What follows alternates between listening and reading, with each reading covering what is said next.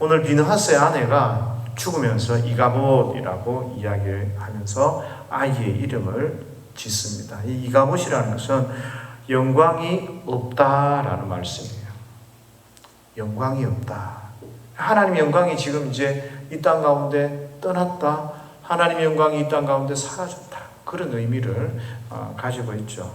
그런데 사실 하나님의 영광이 그 땅에서 떠나기는 하지만 사라진 것은 아닙니다. 그러면 지난주에도 예수님의 영광에 대해서 물이 변하여 포도주를 만드신 것이다 라고 말씀을 드렸는데 그게 무슨 이야기인가? 왜냐하면 저와 여러분들이 영광이라고 하면 이 갑옷이 이야기하면 영광스러운 것 하면은 굉장히 훌륭하고 좋고 명예스러운 이런 것들을 저와 여러분들이 일반적으로 생각을 하게 됩니다. 그리고 영광이라는 것은 어떤 건가 하면 하나님의 영광이라는 것 이런 것이 어떤 건가 하면요 하나님의 거룩하심이나 하나님의 능력이나 하나님이 임재하셨을 때나 이럴 때 하나님이 어떤 분이신지가 드러나는 그런 상태. 와 하는 이런 상태. 즉 그런 거를 영광스럽다, 영광이다 그렇게 이야기하는 거죠. 그러면 하나님이 하나님다우심 그런 것들을 우리가 경험하게 될 때 하나님의 영광이 하나님이 영광스럽다라고 이야기를 하는 겁니다. 그런데 오늘 이가봇 하나님 영광이 떠났다라고 이야기하는 것은 무슨 의미겠습니까? 이제 이 이스라엘 백성 가운데 하나님의 임재하심이 사라졌다, 떠났다, 버려졌다. 전쟁에서 졌으니까 그 남편도 죽고 하는데 이 여인은 참 훌륭한 게 비록 못되고 나쁜 남편 아내 가운데 있었지만 이 아내는 어때요? 하나님의 괴가 적군에게 블레셋에게 뺏겼다. 그걸 한탄스럽게 생각하는 거예요. 먼저 내 남편 죽고 내 시아버지 죽고 이거보다 먼저. 그래서 어쩌면 참 이분에게 있어서 하나님의 괴가 하나님이 우리와 함께 계신다는 게 얼마나 소중한 건지를 알고 있는 듯이 보여지는데요. 오늘 이런 그가 이야기한 이가봇 하나님 영광이 떠났다, 하나님 영광이 없다 라는 이것을 중심으로 해서 저와 여러분들이 지난주에 들었던 그 예수님의 그 영광과 같이 한번 좀 생각을 해보면 좋을 것 같습니다. 이 하나님의 영광이 이제 이스라엘 백성 가운데 떠나고 난 뒤에 이스라엘을 떠나고 난 뒤에 어떤 사건이 일어나는지는 5장에서 드러나고요. 그러면 우리가 고민해야 될 것이 왜 하나님의 영광이 하나님의 임재를 통해서 나타났던 그런 은혜, 그 하나님 계심이 영광이 이스라엘을 떠났는가 이 생각을 좀 해봐야 할 것 같습니다. 그래서 사실 4장 전체를 한번 이렇게 살펴보면 좋을 것 같아요. 먼저 하나님의 영광이 떠나는 이유는요. 이스라엘 백성의 범죄 때문에 떠나게 됩니다. 그 이야기가 4장 가운데서 2장, 3장에서부터 흘러서 4장 가운데 나타납니다. 먼저 4장 초반절을 보면 이제 이스라엘과 블레셋이 전쟁을 하게 됩니다. 블레셋이 침범을 하죠. 그래서 두 차례 전쟁을 하게 되는데 첫 번째에서 한 4,000명 정도가 죽게 됩니다. 이스라엘 백성들이 죽고 나니까 우리가 왜 졌지? 왜 졌지? 라는 질문을 하게 됩니다. 왜 이 질문을 하는데 그 질문의 대답은 2장, 3장에 드러나고 나타납니다. 엘리 제사장 가족이 타락했어요. 얼마나 타락했는가 하면 이 엘리 제사장의 아들들이 이 성소에서 부녀자들을 희롱하고 강간하고 또 하나님 앞에 드려지는 그 제물을 자기가 먼저 취하고 좋은 것들을 자기들을 위해서 살았어요. 그런데 엘리가 그것들을 금하지도 않고 적당하게 왜 그렇게 하냐? 그렇게 하면 안 된다. 조용히 그냥 그렇게 이야기하는 거예요. 그러니 하나님이 주신 그 귀한 그 직분들을 어떻게 해요? 자기들의 사리사욕을 채우기 위해서 그렇게 제사장 직분을 감당하면서 그렇게 살아가게 되는 겁니다. 그래서 하나님께서 이 엘리 제사장의 가문을, 이 범죄를 심판하시는 거죠. 엘리 제사장이 타락하니까 백성들도 함께 피해를 봐요. 백성들은 우상숭배를 하게 되고, 별거 없네, 그렇죠. 우상숭배를 하게 되고, 또 백성들이 그 전쟁 가운데서 4,000명이 죽게 되는 그런 일들을 경험하게 되는 거죠. 져야 할 이유가 반드시 있었던 겁니다. 하나님이 심판하시기 위해서 블레셋을 불러왔고, 블레셋을 하여금 침범하게 했던 거죠. 하나님께서 이스라엘 지키지 못하고 구원하지 못해서 이스라엘 백성들이 이렇게 죽어나가는 게 아니라, 지금 이스라엘은 어때요? 심판받고 있다라는 거예요. 그런데 이 사람들이 깨닫지를 못하는 거죠. 자기들과 하나님과의 그 관계를. 그래서 이번에 전쟁을 또 해야 되는데 이겨야 되겠다 해서 두 번째 전쟁이 벌어집니다. 그러면서 이분들이 어떤 일들을 하는가 하면 언약궤를 가지고는, 법궤라고도 하고 언약궤라고도 하죠. 이 법궤 안에는 뭐가 들었다고요? 십계명 그 돌판이 들어있어요. 그래서 언약궤라고 이야기하는데, 이 언약궤가 하나님과의 언약을 지킬 때 의미가 있는 것이죠. 그런데 언약은 지키지 않고 십계명이 담겨있는 그 언약궤만 가지고 있다고 해서 하나님이 이스라엘 백성들에게 복을 주시지는 않는다라는 거죠. 성도들이 하나님의 말씀 앞에 순종하지 않고 하나님께 기도한다. 하나님의 말씀 앞에 순종하지 않고 하나님께서 나를 도와주신다. 내가 하나님 앞에 헌금하고, 내가 하나님 앞에 봉사하고, 내가 주일날 빠지지 않고 예배 드리고, 그러면 하나님이 나를 축복하시지 않겠는가? 하나님 나를 도와주시지 않겠는가? 하나님 말씀 앞에 순종하지 않으면서 그런 생각을 한다면 그건 큰 착오라는 거죠. 착각이라는 겁니다. 내가 하나님을 향해서 언약을 파기했어요. 약속을 깼단 말이에요. 하나님이 우리에게 말씀을 통해서 다스리시고, 말씀을 통해서 언약을 세우시고, 말씀을 통해 하나님의 백성으로 삼아주셨는데 내가 그거 싫다고 깼단 말이에요. 나는 하나님의 백성이 아닌데요. 나는 당신 아들이 아닙니다. 당신과 했던 그 약속은 모든 것이 무효입니다. 이렇게 이야기했단 말이에요. 약속을 깨고 나서 왜 하나님이 나에게 복을 주시지 않습니까? 이렇게 말하는 것은 맞지 않다는 거예요. 오늘 성도들이, 한국교회 성도들이 이런 착각 속에 빠져서 사는 거죠. 하나님의 말씀을, 하나님의 다스림을 받지 않습니다. 하나님보다 내가 화가 나면 더 우선입니다. 하나님보다 내가 재산이 있으면 더 큰 소리로 하나님의 뜻 앞에서 이야기하는 거죠. 자기가 가지고 있던 그 은혜와 은사조차도 하나님의 말씀 앞에서 그 하나님의 말씀을 어떻게 조명하고 어떻게 그것들을 이루어가는지 고민하고 생각해야 되는데, 내 마음속에 성령이 역사하시는 것 같으니까 이렇게 해야 돼. 성경은 그렇게 하라고 하지 않는데. 그런데 그것이 내 감정, 내 생각, 내가 우선이 되어져서 이야기를 하는 거죠. 그거는 하나님과의 언약을 파괴하는 거죠. 내 믿음은 가짜 믿음입니다. 내 믿음은 말씀에 근거한 믿음이 아닙니다라고 이야기하는 것과 똑같은 거죠. 이런 착각을 이스라엘 백성도 하고 있는 거죠. 그래서 언약궤를 들고 와라. 언약궤를 가지고 옴니와 베나스가 언약궤를 가지고 옵니다.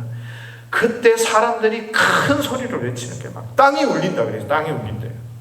그 말은 무슨 말이에요? 싸움과 전쟁은 기세가 필요하거든요. 그런데 언약궤가 들어오는 순간에 쿵쿵쿵쿵 큰 소리를 치니까 막 땅이 울리는 그런 일들이 있습니다.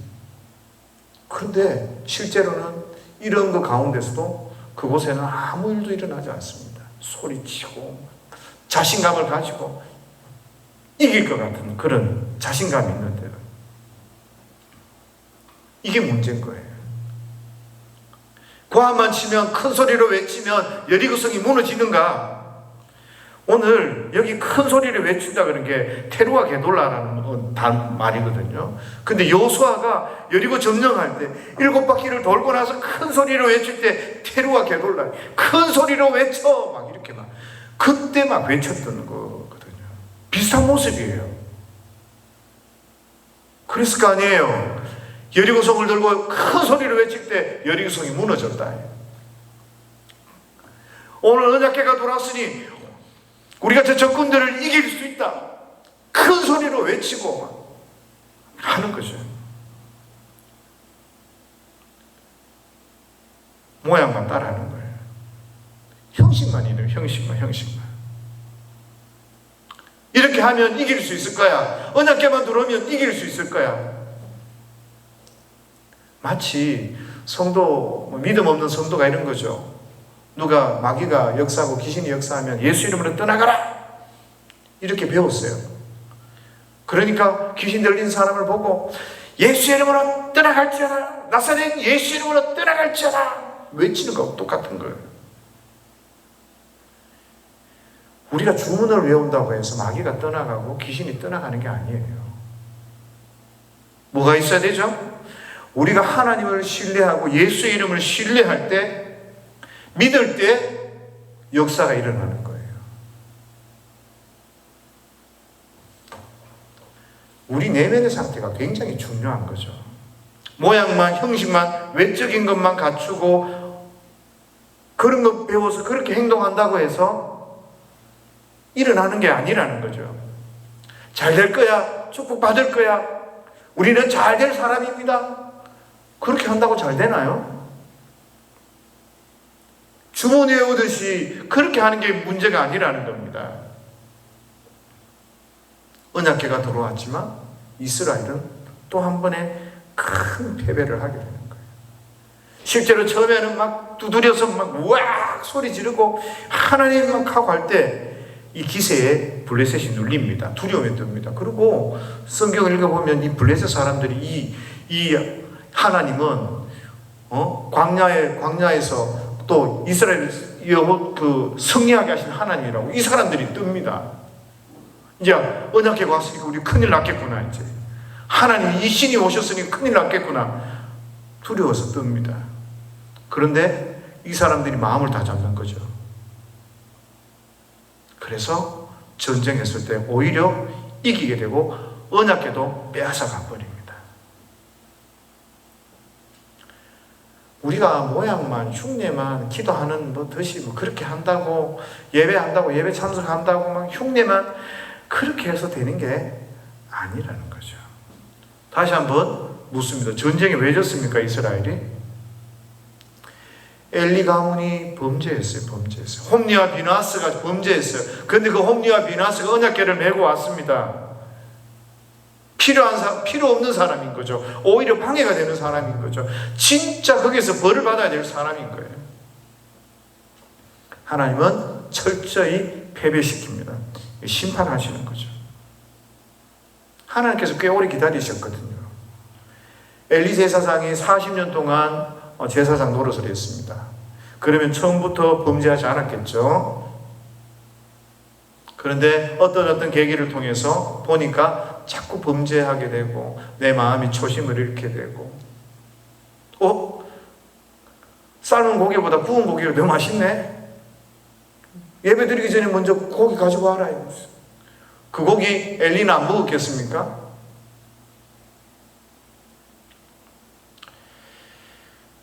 이런 범죄 가운데서 하나님이 심판하시는 거예요. 그때 영광이 떠났다.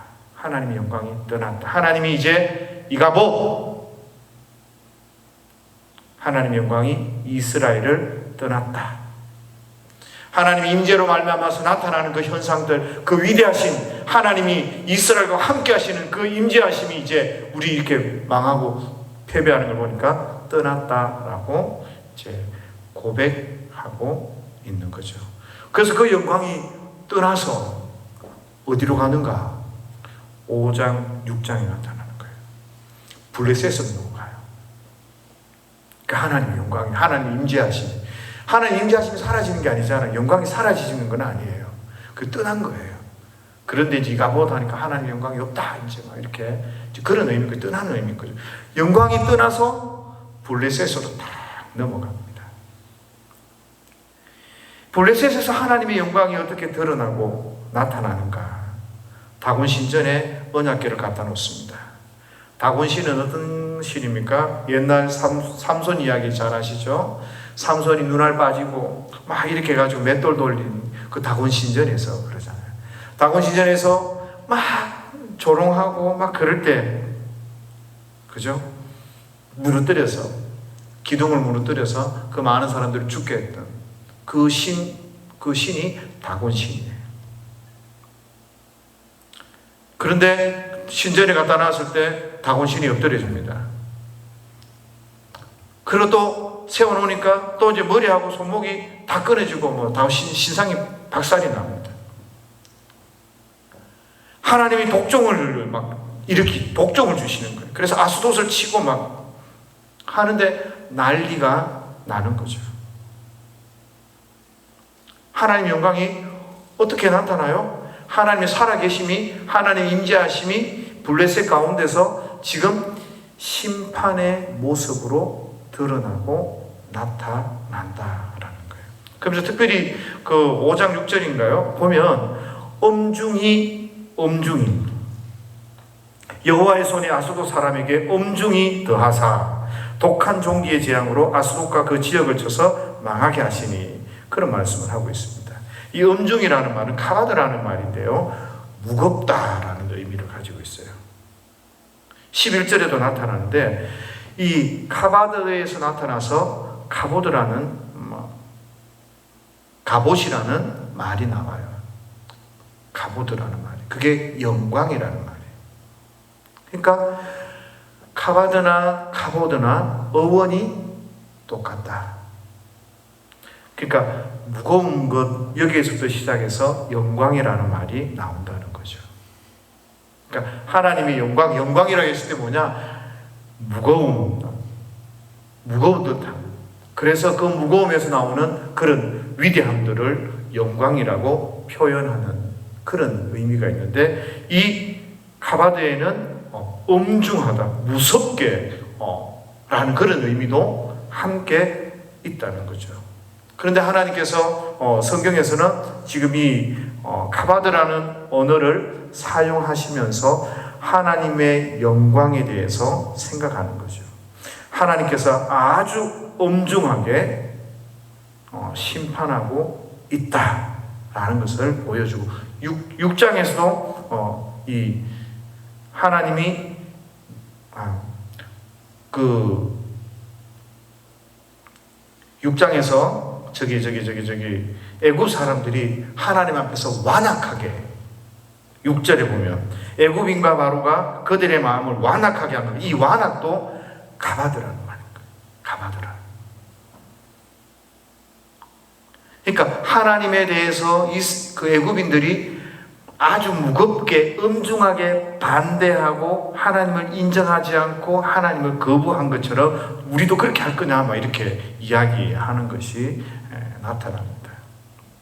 그래서 하나님의 영광이라는 말은 하나님이 임재하시고 거룩하시고 하는 그런 영광스러운 상태를 이야기하는데, 거기에서 하나님의 그 엄중하시고 무거우신 그리고 위대하신 그런 의미들이 함께 표현이 되어져 있습니다. 그래서 하나님의 영광 가운데서 블레셋을 엄중하게 심판하는 것을 보여주기도 하시고, 또 이 하나님의 영광은 때로는 한 성도들에게는 참 기쁨과 영화로움, 그런 것들을 드러내기도 하는 그런 언어적인 그런 의미들을 조금 생각을 하면 좋을 것 같아요. 심판받는 사람에게는 무섭지만 심판을 받지 않는 저와 여러분들에게는 영광스러운 그런 모습들이 있습니다. 그래서 우리가 그 6장 6절에 나오는 것처럼 애굽 사람들이 완악하여서 무겁게 엄중하게 하나님의 소리를 듣지 않고 하나님의 말씀을 듣지 않은 이런 것들은 다른 말로 하면 절대로 나는 하나님을 인정하지 않는, 심판을 받으면서 하나님을 인정하고 해야 되는데, 하나님을 깨달아야 되는데 이 절대 인정하지 않는 그런 애국인의 모습을 우리가 조금 볼 수 있게 됩니다. 그런 것처럼 이 블레셋 사람들은 어때요? 이제 애국 사람 그랬으니까 우리는 그렇게 하지 말자라고 이야기를 하면서 스토리가 진행이 됩니다. 이런 표현들, 이런 가바드라는 이 표현이 반복이 되어지면서 하나님께서는 블레셋 가운데서 어떻게 하나님의 영광을 드러내셨는지를 우리로 하여금 깨닫게 하시는 거죠. 심판과 더불어서 하나님의 영광이 드러난다는 거예요. 심판은 누가 할 수 있어요? 오직 창조주이신 하나님만 심판하실 수 있습니다. 하나님이 임재가 있는 그곳에 우리 모두가 죄 지은 사람은 벌벌 떨고 그 심판이 두려워서 벌벌 떨고, 하나님의 임재가 있는 그곳에 하나님의 말씀을 지켰던 사람들은 오히려 내가 지키고 순종했던 그것을 인하여 기뻐하고 감사하고 그렇게 하나님 앞에 나아가듯이, 오늘 이 사건 가운데서 우리가 기억해야 할 것은 뭐예요? 하나님의 영광은 심판과 함께 간다라는 거예요. 심판 가운데 하나님의 영광이 드러난다라는 거예요. 그래서 저와 여러분들이 죄 짓는 거 쉽게 생각하면 안 되는 거예요. 하나님을 함부로 대하는 거, 하나님으로 대우하지 않고 끝까지 애굽인들처럼 고집하고 반대하고 막 내 마음을 완악하게 하는 거, 이런 것들 쉽게 생각하면 안 되는 거예요. 교회에서 내 뜻대로 내 뜻을 관철하기 위해서 의장, 성도들에게 사랑과 나눔과 하나님의 뜻을 위해 살아가야 되는데, 오직 내 뜻, 이것들을 위해서 내 마음대로 하나님 앞에 완악하게 그렇게 살아가는 거 굉장히 조심하셔야 돼요. 사람이 살다 보면 고집 한번 피울 때도 있어요. 그러나 그것이 하나님 앞에서 피우는 고집이라면, 하나님 앞에서 완악하게 하는 일들이라면, 하나님이 하지 말라고 경고하는데 계속해서 하는 일이라면 그거는 굉장히 조심하셔야 하는 겁니다. 그 일들에서 하나님 영광이 드러나고 나타나는 거예요. 하나님 임재하셔서 심판하신다는 거예요. 그리고 하나님께서 이스라엘 블레셋을 딱 심판하시고 난 뒤에 7장으로 넘어가면요, 하나님의 궤가 이제 다시 6장에서 하나님의 궤가 이스라엘로 이제 다시 돌아가게 됩니다. 그러면 이스라엘 백성 입장에서는 어때요? 하나님의 영광이 다시 돌아온 거잖아요. 하나님의 영광이 이스라엘을 떠났다가 이제 다시 이스라엘로 돌아왔습니다. 그러면 7장에는 어떤 사건이 일어나는가 하면, 7장에서는 이스라엘 민족의 회개 운동이 일어나요. 미스바의 회개 운동. 사무엘이 이야기하죠. 우상 숭배했던 거 회개해라. 회개해라. 하나님의 영광이 임하면 어떤 일이 있어요? 블레셋 가운데서는 심판하는 모습으로 오늘 보여주시고, 이스라엘 백성들에게 하나님의 영광이 다시 회복되고 다시 돌아왔을 때 회개하고 그들을 새롭게 해서 하나님의 말씀 앞에서 새롭게 다스림을 받는 그런 모습으로 우리에게 이제 설명을 해주고 있다라는 거예요. 그래서 하나님이 임재하는 그곳, 하나님의 거룩하심이 드러나는 그곳에는 하나님의 영광이 있는 거예요. 하나님 이런 분이구나, 하나님 이런 분이시구나 라는 것을 깨닫게 되는 거예요. 그래서 죄가 있는 사람은 하나님의 그 임재 앞에서, 하나님의 그 거룩하심 앞에서, 하나님의 그 존귀하심 앞에서 어쩔 줄 몰라하고, 십자가를 지키며 주의 말씀 앞에 서기도 했던 사람들은 그 영광스러움, 하나님의 임재 앞에 그 영광스러움 앞에서 기뻐하고 감사하고 막 이렇게 한단 말이죠. 근데 그것 하고 지난주에 말씀드렸던 물이 변하여 포도주가 되는 거하고 어떤 관계가 있나요? 왜 물이 변하여 포도주를 만든 그것을 예수님의 그 영광, 그의 영광이라고 이야기하시느냐? 우리가 생각하니 그게 무슨 예수 영광이냐고. 그게 무슨 영광이냐고 우리가 생각할 때 기적을 보고 예수님은 기적을 일으키시는 분이네. 그래서 그에 맞는 영광은 우리가 생각해 볼 수 있죠. 그렇지만 그거보다 조금 더 차원 높게 하나님이 임재하시고 하나님의 거룩하심이 드러나시고 하나님의 뜻이 드러나는 하나님의 어떤 분이심이 드러나는 그 영광이 물이 변하여 포도주가 되는 그 일들 가운데 드러나고 나타난다는 거죠. 어떻게 해요?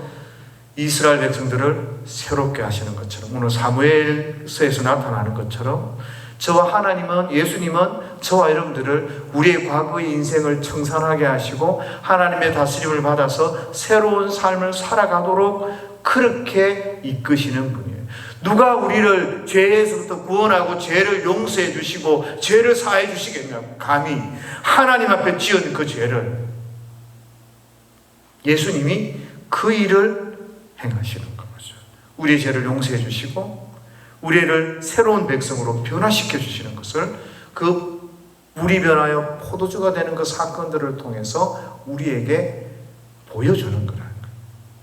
그래서 누구든지 예수 안에 있으면 어떻게 돼? 포도주처럼 새로운 삶을 하나님의 말씀을 따라 살고 하나님의 말씀 앞에 순종하고 살고 하나님을 사랑하며 살고 하나님을 인정하며 사는 그런 삶을 살아가게 되는 거예요. 말하는 포커스가 여기 있어요. 그게 하나님이시기 때문에 하실 수 있는 일이고 우리가 그 하나님 앞에 섰을 때 하나님이 어떤 분이신지 하나님이 우리를 향한 어떤 계획을 가지고 계시는지 어떻게 우리를 세워가시는지 그런 것들을 배우고 깨달을 수 있다는 것이죠. 예수님의 영광은 예수님다운 거예요. 하나님다움을 인정하는 거, 하나님 이런 분이라는 걸 깨닫는 거, 거기에서 영광을 우리가 알게 되듯이 예수님다움을 우리가 그 사건을 통해서 배우게 되고 깨닫게 되는 것입니다. 그리고 예수님이 하신 그 일들은 오직 하나님만이 하실 수 있는 것이고 하나님만이 가지고 계신 은혜고 영광이고 사랑인 거죠. 십자가의 길을 걷고 죽은 자를 다시 살리시고 그의 백성들을 새롭게 만들어주시는 그 새 창조의 사역, 새롭게 사람을 만들어 창조하시는 그 사역은 누가 할 수 있는 게 아니에요. 어떤 가짜 신들이 우상이 할 수 있는 일이 아니에요. 하나님만이 하실 수 있는 거죠. 그래서 물이 변하여 포도주가 되는 사건이 굉장히 의미가 있어지는 것이고 이 포도주는 하나님의 그 영광스러움을 저와 여러분들에게 보여주는 그 사건인 거예요. 그래서 저와 여러분들이 어떻게 해요? 물이 변하여 포도주가 되고 예수님의 그 은혜와 그 사건들을 심판하시면서 하나님의 영광을 드러내시고 그러고 나서 하나님이 우리를 새롭게 하시는 그런 것들을 통해서 하나님의 영광을 드러내시는데 우리가 그 영광 속에 들어가야 되잖아요. 예수 믿는 사람답게 살아서 예수님의 그 하나님의 영광을 저와 여러분들을 통해서 반사할 수 있는 하나님을 믿으면 이렇게 변하고 하나님을 믿고 하나님을 인정하면 이렇게 살아야 되고 하나님을 인정하면 내가 이렇게 하나님 앞에 기도하고 이렇게 예배해야 된다는 거 이런 것들이 저와 여러분들 가운데 있어야 하는 거죠. 영광은 내 믿어지는데 내 삶 가운데서 그런 순종이 없다? 그거는 가짜인 거예요. 흉내만 내는 거예요. 우리가 성장을 해야 되기 때문에 양육을 받아야 되기 때문에 실수하는 경우도 참 많아요. 그러나 어떤 줄 아세요? 하나님을 믿고 예수님을 믿고 그 은혜를 기억하는 사람은 쓰러져도 다시 주님 앞에 쓰러져요. 실수하고 내가 어쨌든 잘못했어도 하나님 앞에 회개하며 울며 주님 앞에 나아가서 하나님이 나의 살 길이라는 것을 인정하고 하나님을 두려워하고 하나님을 사랑하고 하나님 앞에 나아가거든요. 근데 자기를 높이고 자기가 하나님의 권세를 엘리 제사장처럼 취하고 하나님의 말씀이 어그러지는 그 가운데서도 그것들에 대해서 안타까워하고 돌이키지 않고 끝내 그 길을 걸어가면 심판을 받게 되는 거예요. 심판을 받게 돼요. 심판하시는 게 하나님의 영광이라니까요. 하나님다우심인 거예요. 거룩하신 하나님의 그 죄를 허용하지 않으세요. 예수 믿는 사람, 예수 안에 있는 사람이 어떻게 저렇게 살 수 있을까? 한국 교회를 보면서 깜짝깜짝 놀랍니다. 저렇게 악독하고 저렇게 완악할 수 있을까? 문제잖아요. 그분들을 보면서 여러분들은 저분들이 하나님을 아나? 그런 생각 안 하십니까? 저는 그런 생각이 들더라고요. 저렇게 행동하고 저렇게 살면서 하나님을, 저게 하나님으로부터 나온 건지 마귀로부터 나온 건지 자기로부터 나온 건지 그 생각 못 하는가? 이 생각이 들어요. 어떤 분들은 살아가는 삶만 봐도 도전이 되고 은혜가 되고, 참 하나님 은혜를 주시는구나. 저 힘들고 어려운 가운데서도 하나님 은혜를 주시는구나. 나도 저렇게 살아야지. 하나님 정말 살아계시는구나. 그가 가진 돈이 보이는 게 아니고, 그가 가진 명예가 보이는 게 아니고, 그가 보여주고 있는 그 삶이, 그 삶을 통해서 하나님의 영광을 보고 하나님의 하나님다우심을 우리가 경험하고 만나는 거 아닙니까? 그래서 넘어지고 간정을 들어도 그래 나도 저렇게 예수 믿어야 되는데 이렇게 생각이 되잖아요. 예수님의 영광, 예수님의 그 영광은요, 죄에 대해서 심판을 선언하는 거고 심판하시는 거고요. 죄는 멀리하는 거예요. 그리고 예수님의 영광은요, 자기를 버려서 십자가에 죽고 부활하셔서 우리를 살리시는 그런 사랑이고 은혜인 거예요. 은혜의 영광이고 사랑의 영광이고 사랑의 방법이고 은혜의 방법으로 그렇게 하나님만이 하실 수 있는 그 방법을 통해서 주님이 우리에게 그 자신의 모습, 하나님다우심을 보여주시는 거 아닙니까? 그게 바로 독생자의 영광인 거죠. 예수님을 보면서 하나님의 마음이 읽어지고 예수님의 그 영광을 보면서 하나님의 영광이 어떤 것인지, 하나님이 어떤 분이신지 그게 깨달아지잖아요. 그리고 예수님의 그 사역을 보면서 하나님이시구나, 하나님의 독생자이구나 라는 사실을 저와 여러분들이 알게 되는 것입니다. 그래서 저와 여러분들의 삶이요, 내 고집, 내 생각이 이렇게 잡혀 있으면 안 돼요. 하나님이 저와 여러분들을 거룩한 백성으로 부르셨기 때문에 함부로 살아가는, 그렇게 하면 안 된다고요. 내가 하고 싶은 거 하고 살아간다고요? 아니요. 사랑하는 사람을 위해서 저와 여러분들이 포기할 수 있어야 돼요. 사랑하는 하나님을 위해서 좀 내려놓을 수 있어야 돼요. 좀 더디가도 되고, 좀 부족해도 되고, 좀 아파도 돼요. 누구를 위해서요? 하나님을 위해서. 하나님도 하나님 되심을 그렇게 십자가에 죽으시고 희생하시고 헌신하는 걸 통해서 하나님다우심을 드러냈잖아요. 성도다움은 어디서 나오겠습니까? 성도다움도 예수님의 삶을 닮아가고 예수님처럼 살아내고 예수님을 닮기 위해서 노력하는 거기에 있는 거 아닙니까? 그러려면 내가 하고 싶은 거 다 하고 살 수 없거든요. 내가 하고 싶은 말 다 하고 살 수 없거든요. 그게 성도의 영광으로 드러나고 나타나는 거예요. 성도가 성도다울 때. 그런 이야기 하잖아요. 성도답게 교회답게, 우리 교회 이야기하잖아요. 성도답게 교회, 성도다움이 있어야 되고 교회다움이 있으면 하나님 영광이 드러나고 그 영광이 있는 거예요. 그런데 우상숭배하거나 이런 잘 못 믿는 사람은 어떻게 해요?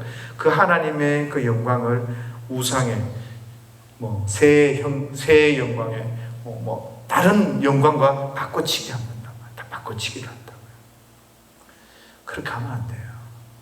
저와 여러분들은 이 하나님의 영광, 하나님의 거룩하신 임재, 하나님의 그 존귀하신 그 앞에 하나님이 하나님 되심을 이 땅 가운데 드러내실 때 순종하고 그 가운데서 그 영광을 바라보면서 나도 저렇게 살아야 되겠구나, 그 영광이 이 땅 가운데 드러나도록 그렇게 살아야 되겠구나, 이런 고민들, 이런 작정들을 하면서 주님 앞에 서야 되는 거 아니겠습니까? 그래서 한 주간 살아가시면서 성도다운 게 뭘까?